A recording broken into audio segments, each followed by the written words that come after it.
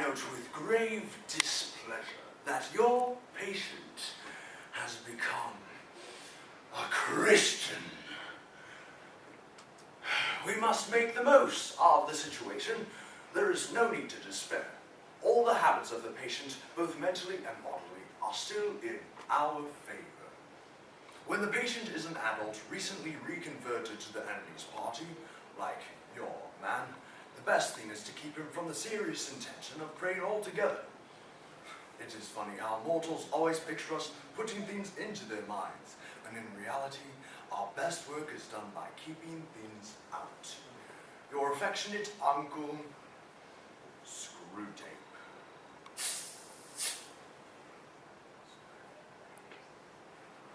This story is about Screwtape, a demon who is training his young nephew, Wormwood, in the art of tempting their patients, we humans, in order to undermine faith in God Almighty, their enemy, and prevent the formation of virtues. Throughout these letters, Screwtape tries to warn Wormwood from making a fool out of himself, but more importantly, to keep the patient out of the enemy's clutches. I hope you are challenged and impacted by this story as I was. The Screwtape Letters by C.S. Lewis.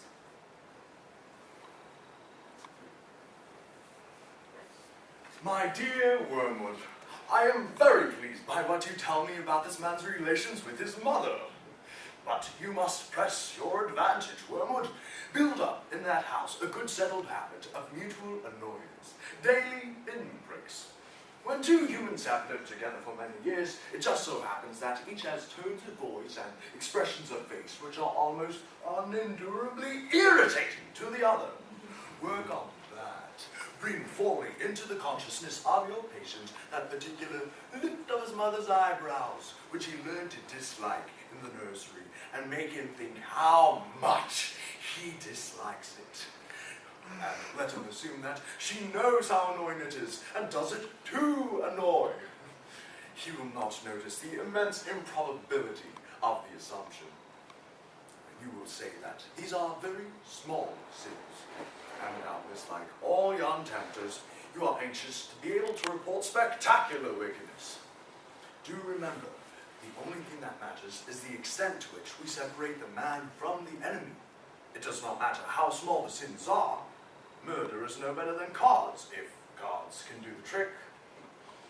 Indeed, the safest road to hell is the gradual one, the gentle slope, soft underfoot, without sudden turns, without milestones, without signposts. Your affectionate uncle, Screwtape.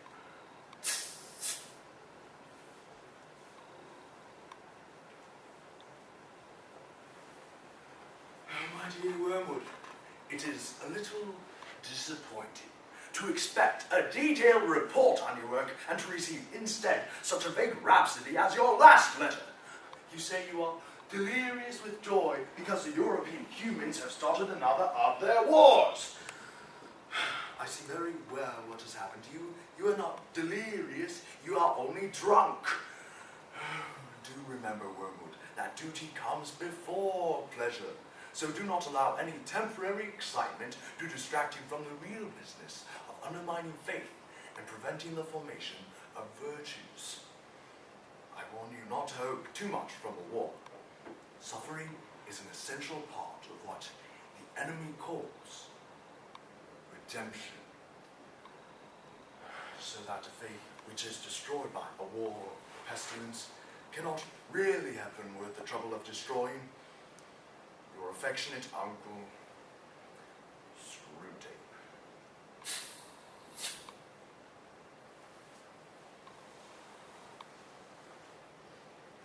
So, my dear Wormwood, your man is in love. Oh, and in the worst kind you could possibly have fallen into. Not just a Christian, but such a Christian. Vile, sneaking, simpering, demure, monosyllabic, mouse-like, watery, insignificant, virginal, filthy, insipid, two-faced little cheat! That little brute, she makes me vomit. Looks as if butter wouldn't melt in her mouth, and yet has satirical wit. The sort of creature who'd find me funny. A cheat every way. Then, of course, he gets to know the woman's family. Could you not see that the very house she lives in is one that he ought never to have entered? The whole place reeks of that deadly odor. The very gardener's beginning to acquire it. The dog and cat are tainted with it. And a house full of impenetrable mystery. Meanwhile, you disgusting litter! My dear Wormwood, I am ever more anxious to see you united to myself in an indissoluble embrace. Your affectionate uncle, Screwtape.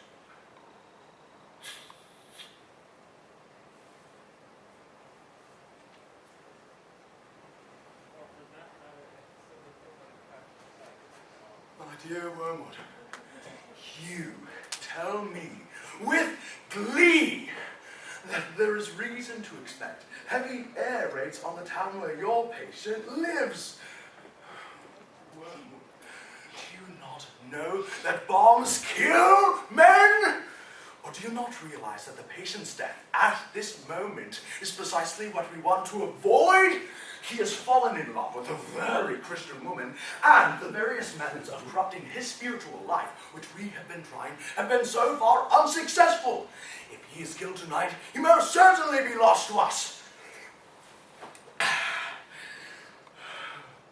This is so obvious, I'm ashamed to write it. Sometimes I wonder whether you think you were sent into the world for your own amusement. Wormwood, whatever you do, keep your patient as safe as you possibly can. Your affectionate uncle, Screwtape.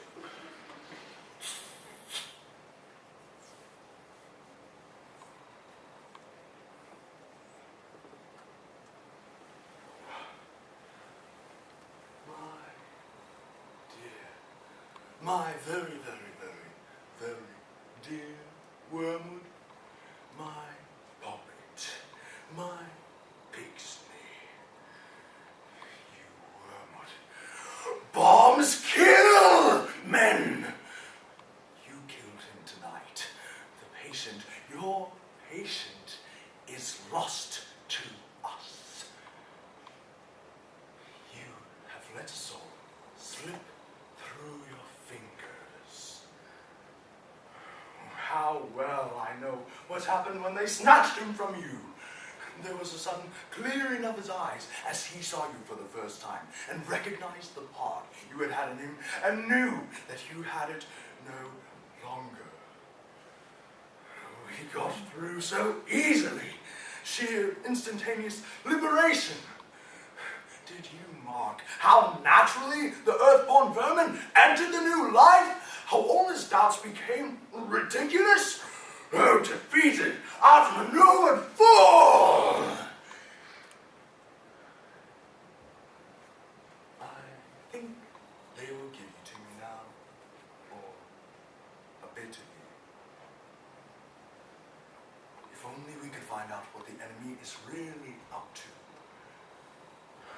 Sometimes I am almost in despair. All that sustains me is the conviction that our realism, our rejection of silly nonsense, must win in the end. Meanwhile, I have you to settle with, Wormwood! Most truly, I do sign myself your increasingly